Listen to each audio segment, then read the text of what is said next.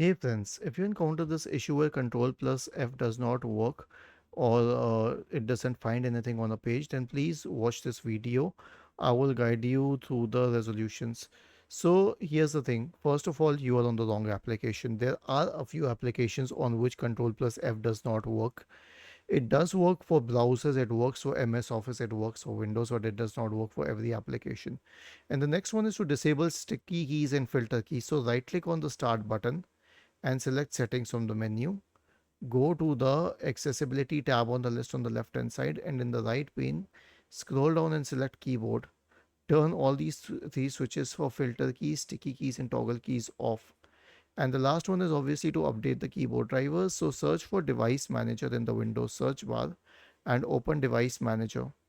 Now expand the list for keyboard drivers and then right click on the HID one and update the drivers. Was this helpful? If yes, then please subscribe to the channel.